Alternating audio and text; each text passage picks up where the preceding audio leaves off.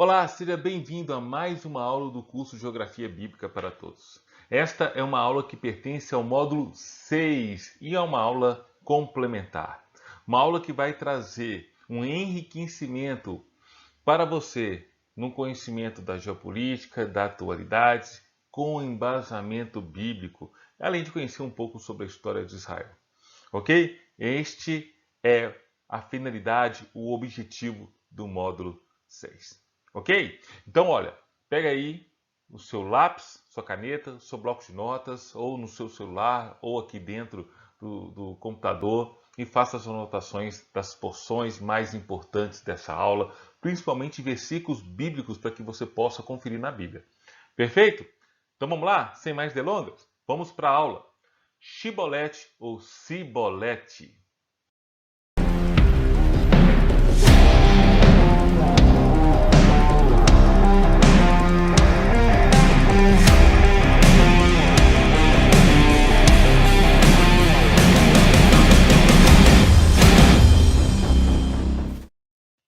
Pessoal, para iniciar nossa aula, eu gostaria de fazer uma conexão com a geopolítica e a atualidade do nosso tempo e fazer um apontamento para o tema da nossa aula, que é Shibolete e Cibolete. E você logo vai entender o significado destes termos, ok? Mas, inicialmente, eu gostaria que você identificasse duas pessoas, essas aqui. Você sabe o nome da primeira e da segunda pessoa? A primeira pessoa é o Volodymyr Zelensky, atual presidente da Ucrânia, ex-comediante, ex-ator. A segunda pessoa que está apontando assim é o Vladimir Putin, atual presidente da Rússia, ex-funcionário da KGB, do alto escalão da KGB. Um presidente de alto nível, inteligentíssimo, estratégico, cirúrgico em suas ações, em suas jogadas, nesse tabuleiro geopolítico internacional. Essas duas nações, Ucrânia e Rússia, estão envolvidas em um conflito que começou no ano de 2022, em 24 de fevereiro de 2022. Existe um contexto para este conflito que eu vou falar daqui a pouquinho. Mas antes, eu quero fazer um apontamento na Bíblia que vai esclarecer bastante a questão deste conflito. Olha o que está dito em Mateus 24, no verso 6 ao 8. Vocês ouvirão falar de guerras e rumores de guerra. Vamos lá, acompanhem comigo. Mas não tenham medo. É necessário que tais coisas aconteçam. Mas ainda não é o fim. Nação se levantará contra nação e reino contra reino. Haverá fomes e terremotos em vários lugares. Tudo isso será o início das dores. Tendo dito isso, vamos entender um pouco sobre o conflito Rússia e Ucrânia. Vamos entender um pouquinho a respeito deste conflito entre a Rússia e a Ucrânia. Não tenho aqui a pretensão de detalhar todo o conflito. Se você entender que é uma necessidade, encaminhe uma mensagem, um e-mail, de acordo aí com o nosso canal de comunicação, seja lá no Telegram ou na plataforma, e fale comigo a necessidade de criar esta aula que eu vou preparar. Ok? Então vamos lá. Esse conflito, melhor, antes do conflito Rússia e Ucrânia, vários especialistas do mundo inteiro acreditavam que o conflito não se iniciaria, mas iniciado, ele duraria aí dias ou até mesmo horas. Ou seja, seria fácil de resolver com uma boa diplomacia. No entanto, após 11 meses desde o início da invasão russa, não há a mínima perspectiva para o fim, e muito menos para um acordo de paz. Um detalhe aqui, tá? Eu estou gravando esta aula na primeira semana de janeiro de 2023. Então tem 11 meses de conflito. Então um acordo de paz pode acontecer de agora para frente? Pode. Mas até o momento, o cenário que vislumbro, segundo alguns especialistas também, está longe de acontecer. Mas tudo pode mudar. Em 24 de fevereiro de 2022, a Rússia iniciou os ataques ao território ucraniano, inclusive bombardeando a capital Kiev. Desde então, inúmeros desdobramentos aconteceram, como reuniões e moções na ONU, sanções diversas, ameaça de uso de bombas nucleares táticas e a anexação de mais regiões da Ucrânia por parte do governo russo. Uma situação muito tensa, diga-se de passagem. Em um cenário mais recente, a confusão entre ucranianos e russos vem desde meados de 2013 para 2014, quando o então presidente ucraniano Viktor Yanukovych, que seguia uma linha de governo pró-Rússia, se recusou a assinar um acordo de associação com a União Europeia. O Euromaidan, que é um movimento político ucraniano que exigia laços mais estreitos, mais próximos da Ucrânia com a União Europeia, acabou sendo bem sucedido e a pressão realizada pelo movimento acabou culminando na Revolução de Fevereiro de 2014, que tirou Yanukovych do poder. A destituição deste presidente ucraniano na Revolução acabou aquecendo os protestos de ativistas e forças pró-Rússia e anti-revolução, especialmente na Península da Crimeia, onde inicialmente a Rússia afirmou que os militantes uniformizados que tomaram o poder sobre a península eram forças de autodefesa locais, mas que depois foi revelado que esses eram soldados russos sem insígnias, o que confirmou os relatos de uma incursão russa na Ucrânia. Outras regiões onde protestos pró-Rússia e anti-revolução aconteceram ficam no leste e no sul da Ucrânia, como Donetsk, Luhansk, Kharkiv e Odessa. Na reta final de 2021, o governo ucraniano pediu a inclusão do país na OTAN, por conta de movimentações russas ao longo da fronteira ucraniana e na fronteira leste principalmente. Com isso, os Estados Unidos se mostraram abertos a iniciar conversas com os russos por conta de suas ações.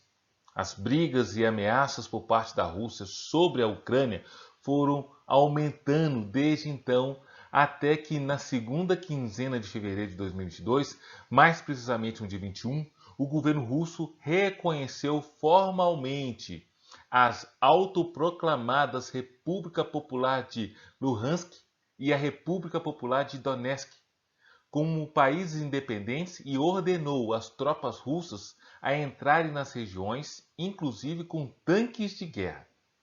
3 dias depois, em 24 de fevereiro, Vladimir Putin, presidente russo, ordenou a invasão do leste da Ucrânia.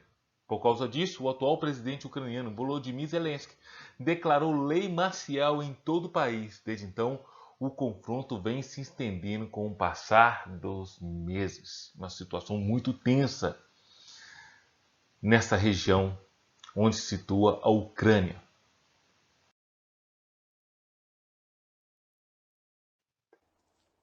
Bom, a guerra foi iniciada e algumas coisas estão acontecendo. Tipo o que, Alberto? Situações de membros pró-Rússia infiltrados. E este é um problema, a sua identificação.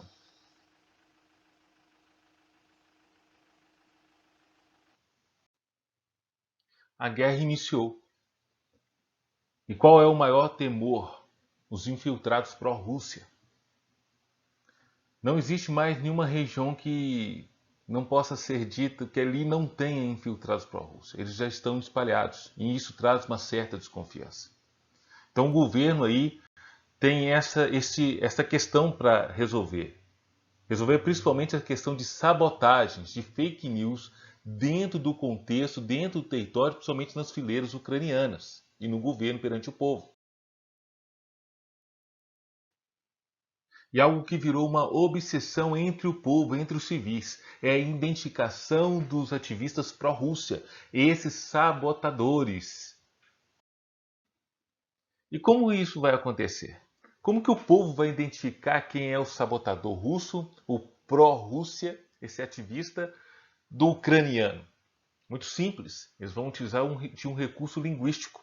E agora eu conecto o tema da aula com essa questão da geopolítica, né, internacional, com essa questão da atualidade. Eles vão usar de um chibolete, nada mais é que um recurso linguístico, repito. Em vários lugares, como postos de controle administrados por militares ou mesmo voluntários civis armados, quando eles identificam um suspeito, eles o questionam em uma conversa sobre a próxima agência do Monobank, que na verdade é um banco virtual e que não tem dentro do território ucraniano uma agência física. Esse Monobank é conhecido por não ter agência física, apenas virtual. Aí quando é identificado, esse camarada é preso ou... Entendeu? Bom, Alberto, existe outro chibolete, outro recurso linguístico nesta guerra da Ucrânia com a Rússia para a identificação dos suspeitos, dos ativistas pró-Rússia, desses sabotadores? Sim, tem sim. Para desmascarar um infiltrado russo dentro ali do território ucraniano, os moradores de Kiev, a capital da Ucrânia, obrigam os suspeitos a pronunciar uma palavra, a palavra Palianitsia. E o que significa Palianitsia? Ele é o nome de um pão tradicional ucraniano e que nenhum russo consegue falar corretamente. Trata-se de uma armadilha linguística. A palavra Palianitsa, que em russo significa morango, nunca falha e é tão antiga quanto as guerras soviéticas. Olha que interessante esta informação.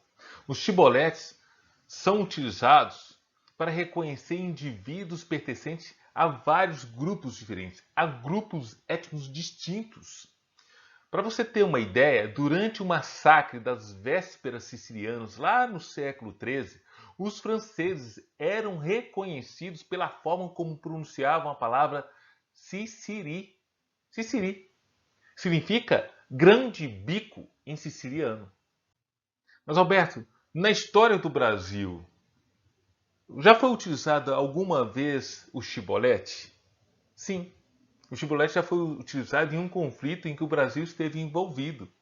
Sim, durante as revoluções de 1893 e de 1923 no sul do Brasil, marcado pelo confronto entre os assisistas e os borgistas, conhecido como Revolução de 23 ou assisista, os uruguaios eram identificados fazendo pronunciarem um chibolete. Na verdade, dois chiboletes. Eles deveriam pronunciar a palavra pauzinhos. E eles pronunciavam paucinhos. E aí, ó. O outro chibolete era pronunciar a letra J. E eles pronunciavam como Xota, com X. O chibolete foi utilizado para a identificação desses dois grupos de nacionalidades diferentes. Olha que interessante. Agora, vamos direto para a Bíblia. Vamos entender em que contexto o chibolete, esse recurso linguístico, aparece. E eu vou fazer apontamentos do chibolete sendo utilizado no Antigo e no Novo Testamento. Acompanhe comigo. Mas eu preciso apresentar inicialmente um contexto. Eu vou lá para o Antigo Testamento e eu quero iniciar esse contexto apresentando a narrativa de Gideão.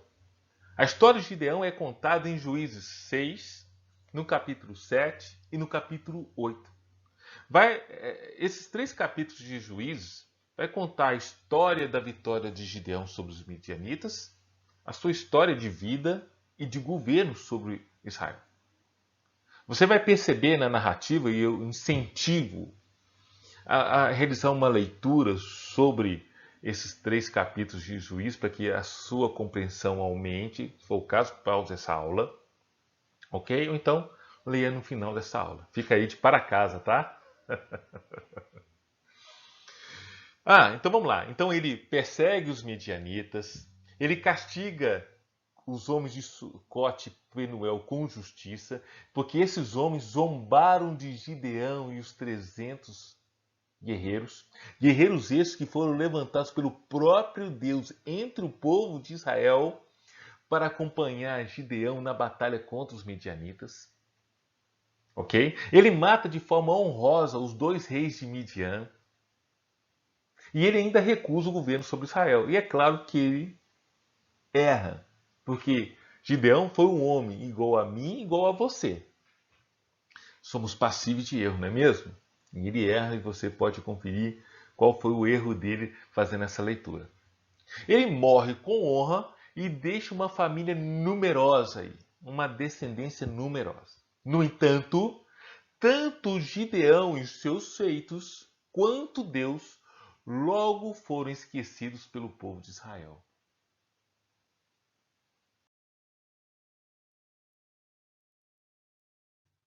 Eu acabei de dizer para vocês que Gideão pacificou os efraimitas. Os efraimitas eram um povo aí muito enciumado, obstinado, intolerante. Então, em tempos de guerra, ninguém podia contar com eles, pois eles não se juntavam às outras tribos. Todavia, se a vitória fosse dos israelitas, lá vinham os efraimitas reclamar e ameaçar, guerrear contra os seus irmãos. Por que não chamaram a gente? Agora não temos participação na glória e nem na partilha dos despojos. Após a vitória sobre os medianitas, os efraimitas foram cobrar novamente com aspereza o líder Gideão, que, de uma forma inteligente, acalmou, pacificou a situação. Um homem de Deus. Bom, pessoal, eu quero apresentar agora uma outra narrativa, e agora eu quero fechar juntamente com a narrativa de Gideão, para que vocês entendam o Shibolete nesse contexto do Antigo Testamento. E tem a ver com um outro personagem que veio posterior a Gideão, que é Jefté. E a relação deles com o povo amonita, que ele botou para correr, e com a tribo de Efraim. Agora, vamos colocar essa narrativa que eu vou apresentar como se fosse uma notícia de jornal. Diário de Israel Notícia, um tipo de Israel News. 42 mil pessoas morrem por causa do Shibolete. Parece um vírus, né? A tribo de Efraim perde milhares de soldados próximo ao rio Jordão, porque não sabiam pronunciar a palavra Shibolete. Confira, Juízes 11 e 12.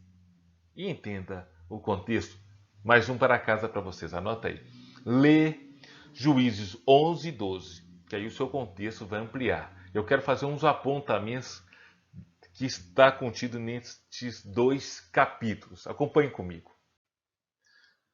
Vamos conhecer um pouquinho acerca deste personagem principal de Juízes 11 e 12, Jefté. O nome Jefté significa Deus liberta, e um nome muito propício para o tempo onde Jefté viveu em Israel. Você vai entender essa narrativa se você ainda não a conhece. A história de Jefté inicialmente é contada em Juízes 11, do verso 1 ao 11, mas eu quero me deter neste momento em 3 versos, os 3 primeiros versos. Vamos lá? Jefté, o gileadita, era um guerreiro valente. Sua mãe era uma prostituta. Seu pai chamava-se Gileade. A mulher de Gileade também lhe deu filhos que, quando estavam grandes, expulsaram Jefté, dizendo: você não vai receber nenhuma herança da nossa família, pois é filho de outra mulher, ou seja, um bastardo. Então Jefté fugiu dos seus irmãos e se estabeleceu em Tobi. Ali, um bando de vadios uniu-se a ele e o seguia. Então Jefté, ele passou a viver no exílio, porque ele foi rejeitado pelos seus irmãos por parte de pai, pelo fato de ser um filho bastardo, ilegítimo. E a lei de Moisés mandava. Por que seus irmãos fizeram isso? Porque a lei de Moisés mandava. Em Deuteronômio 23, 2, o seguinte: nenhum bastardo entrará na Assembleia do Senhor. Foi com base nisso que eles expulsaram Jefté. É claro, além de ter direito a uma parte maior da herança entre os irmãos. E nem ainda sua 10ª geração entrará nela. Então Jefté foge da presença deles e vai para o exílio. E lá se envolve com homens vadios. Eu não sei se você notou, se você observou algo em Juízes 1, quando fala que Jefté, um homem valente. Outras versões vão trazer como homem forte, soldado valente, guerreiro valente, ou seja, um homem de fibra, sem medo, um guerreiro de fato. E se você observar que essa narrativa após o exílio, né, que vai se seguir com Jefté no exílio, na verdade, se pudesse dar um subtítulo para esse momento da vida de Jefté, eu colocaria como a promoção de Jefté. Esse fato vai ocorrer na história no ano 1143 a.C. E é um momento onde os príncipes e o povo de Gileade, no final do capítulo anterior, estavam se consultando, discutindo sobre a escolha de um novo líder, de um novo general. Mas este homem que fosse levantado, que fosse escolhido, deveria se posicionar e se comprometer a liderar uma força contra os filhos de Amon, contra os amonitas. E livrar Gileade, livrar Israel dos ataques dos amonitas. E como incentivo seria concedido a esse novo general, a esse guerreiro, a esse líder, a liderança de Gileade. Era um empreendimento assim muito difícil. E todos concordaram que Jefté era o homem mais capacitado, tá, para esse propósito. Um homem poderoso, de valor. No entanto, por mais que ele fosse um homem adequado a esta empreitada, 3 condenações pesavam sobre ele. Quais eram? Eram 3 desvantagens. Ele era filho de uma prostituta, uma mulher estranha. Alguns vão dizer que era uma gentia, ou seja, não era nem esposa e nem concubina do seu pai. E Jefté também, no exílio, ele se associou a homens vadios. E tinha chefiado aí, como alguns estudiosos vão dizer, uma turba. Alberto, o que é uma turba? Uma turba é um movimento, uma desordem potencialmente violenta. Então alguns vão dizer que ele estava envolvido em situações aí de desordem. Isso pesava contra ele. Era uma desvantagem. Olha que interessante, de acordo com alguns estudiosos, a respeito da vida de Jefté. Quando ele é expulso por seus irmãos, vai viver em exílio. E ele precisa sobreviver. Então ele entende que ele vai sobreviver pela sua espada. E aí ele vai demonstrar bravura. E vários homens, como a Bíblia vai mencionar que eram homens vadios, vão se associar a ele. Vão viver debaixo da sua liderança. Não para percorrer propriedades, realizar saques, roubos, violência de matança, através da matança. Não. Vai realizar caça. Vai caçar animais selvagens. Tá? Vai fazer incursões por países ali, vizinhos ao Estado de Israel. E não foram presos, capturados ou mesmo feridos. Por isso que Jefté é identificado como um guerreiro de fibra, valente, de grande força. Você vai perceber que Jefté, ao aceitar essa empreitada, ele vai buscar de Deus a orientação, a estratégia, a força, o vigor para pelejar contra os amonitas, os filhos de Amon. E você vai ver na narrativa que ele faz inclusive um voto, que é considerado um voto de tolo. Aí eu vou deixar você identificar esse voto de tolo na sua leitura bíblica, no seu para casa, tá ok? Não vou falar dela aqui não. E Jefté parte para a peleja e ele vence o povo amonita. Ele luta contra e vence. Depois confira lá em Juízes 32, no verso 33. Há pouco eu conectei com vocês a informação da narrativa da história de Gideão contra os midianitas, tá lembrado? Lembra que eu citei do ciúme dos efraimitas? Pois é, aconteceu de novo.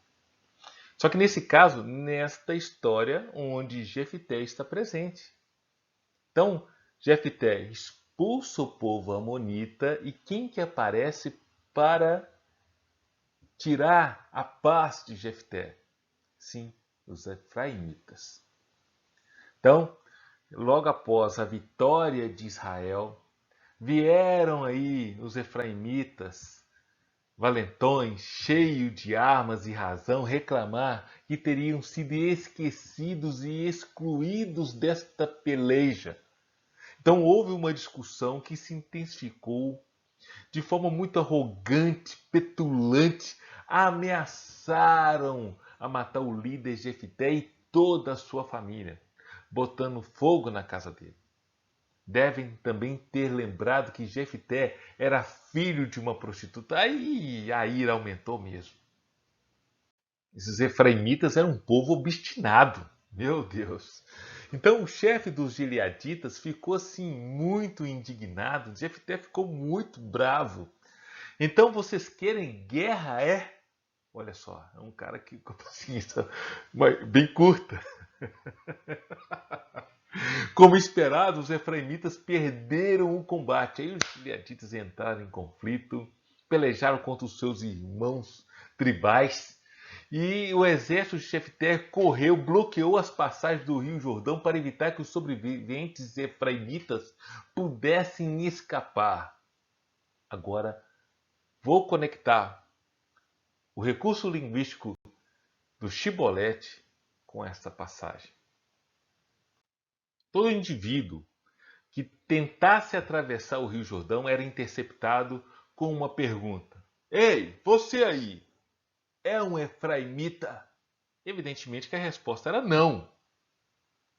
Aí vinha a astúcia do exército de Jefté, dos homens de Jefté. Esses gileaditas exigiam que essas pessoas pronunciassem a palavra Shibolete, e que alguns traduzem como espiga de grãos, outros como torrente de água. Vamos lá? Vamos perceber essa passagem em Juízes 12, no versos 5 e 6. Acompanhe comigo. Os gileaditas tomaram as passagens do Jordão que conduziam a Efraim. Sempre que um fugitivo de Efraim dizia: Deixe-me atravessar, os homens de Gileade perguntavam: Você é efraimita? Se respondesse que não, diziam, verso 6. Então diga Shibolete. Se eles dissessem Sibolete, com a letra S, sem conseguir pronunciar corretamente a palavra, prendiam-no e matavam-no no lugar de passagem do Jordão. 42.000 efraimitas foram mortos naquela ocasião. A palavra Shibolete é a transliteração de um termo hebraico que aparece de forma não traduzida no livro de Juízes, no famoso teste Shibolete e Sibolete, lá em Juízes 12, verso 6, que acabamos de ver. O significado de Shibolete na Bíblia aparece tanto como corrente de água como espiga de cereal. Na verdade, a palavra Shibolete procede de uma raiz hebraica que indica uma correnteza que flui. É por isso que no Salmo 69, verso 2, essa palavra é traduzida como corrente ou correnteza, bem como em Isaías 27, verso 12, essa palavra é geralmente traduzida como rio. Mas no livro de Jó, essa mesma palavra é traduzida como espigas de cereal.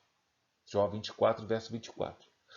Já no livro do profeta Zacarias, a palavra Shibolete também aparece, mas dessa vez ela indica ramos de oliveira em crescimento. Você pode conferir em Zacarias 4, no verso 12. Linguisticamente, O vocábulo chibolete é usado para definir uma peculiaridade de pronúncia que atesta se um indivíduo faz parte ou não de determinada comunidade linguística. Com o tempo, o significado de chibolete se ampliou e passou a designar não apenas pronúncias, sotaques ou palavras e expressões, mas qualquer característica, ação, comportamento e crença que sirva para identificar o componente de um determinado grupo. Já no Novo Testamento, a gente percebe um aperfeiçoamento desse recurso linguístico, do chibolete, pois, além de uma simples sílaba ou de uma simples palavra, o que determinava a identidade de certa pessoa ou de um suspeito era o seu modo de falar. A gente pode ter um exemplo disso quando Pedro, o discípulo, tentando se disfarçar, entrou no sinédrio durante a condenação de Cristo e foi identificado como um dos seus discípulos. Vamos perceber essa narrativa em Marcos 14, nos versos 69 a 71. Acompanhe comigo. E a criada, vendo outra vez, começou a dizer aos que ali estavam: Este é um dos tais. Mas ele o negou outra vez. E pouco depois, os que ali estavam disseram outra vez a Pedro: Verdadeiramente tu és um deles, porque és também galileu, e tua fala é semelhante. Perceba, e tua fala é semelhante. Guarda isso. E ele começou a praguejar e a jurar: Não conheço esse homem de quem falais. Para não ser pego, Pedro teve que praguejar e imitar a forma de falar dos que condenavam a Cristo, para não ser reconhecido e talvez condenado com ele. Olha, que interessante esse recurso linguístico do chibolete sendo utilizado novamente no Novo Testamento, mais precisamente na região de Antioquia. Na igreja de Antioquia, aconteceu algo muito interessante. Após Paulo e Barnabé ensinarem os discípulos por um ano, todo um ano, a população local conseguiu identificar e diferenciar perfeitamente os que eram do caminho dos que não eram.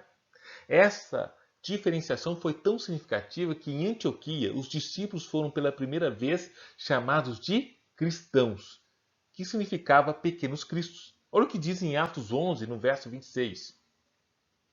E sucedeu que todo um ano se reuniram naquela igreja e ensinaram muita gente. E em Antioquia foram os discípulos pela primeira vez chamados de cristãos.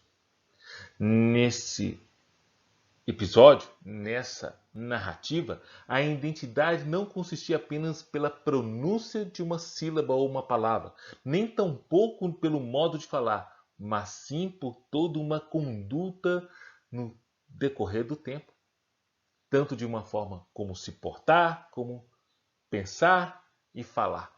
É o que Paulo nos mostra em 2 Coríntios, no capítulo 3. Nós somos cartas vivas. E hoje, como você identifica ou diferencia os cristãos dos não crentes? E para finalizar essa aula, eu quero trazer novamente para o Brasil o uso desse recurso linguístico que foi se aperfeiçoando. Da mesma maneira como aconteceu no Novo Testamento, no episódio de Pedro, no episódio de Paulo, em Antioquia, em Atos 11, a gente consegue perceber a evolução desse recurso linguístico, do chibolete, nos nossos dias atuais. Sabe? Então vamos lá, vamos voltar para o Brasil.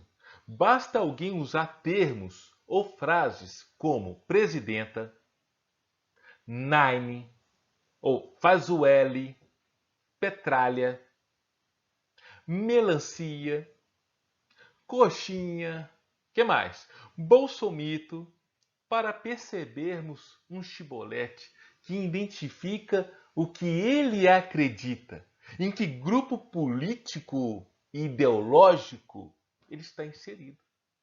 Então, extrapolou, não é somente para identificar um grupo ético, é para ir além disso. Chegamos ao fim de mais uma aula. Obrigado por ter chegado até aqui. Esta aula, repito, ela pertence ao módulo 6, é uma aula complementar e ela tem como tema chibolete ou cibolete. Eu fiz uma conexão com a nossa atualidade no início da aula, falando de algo no contexto geopolítico, internacional, Rússia e Ucrânia, tá lembrado? E finalizei com algo do nosso contexto atual aqui no Brasil. E é claro que o miolo eu fiz apontamentos tanto no Antigo quanto no Novo Testamento do uso desse recurso, do chibolete. Ok? Se você não compreendeu alguma parte ou sente a necessidade de assistir novamente essa aula, fique à vontade, assista quantas vezes forem necessárias e faça a anotação. Ok? Ficou alguma dúvida? Comunica comigo pelo meio de comunicação aqui da plataforma, por e-mail ou até mesmo no nosso grupo no Telegram. Ok? Um forte abraço e até a próxima aula. Tchau, tchau.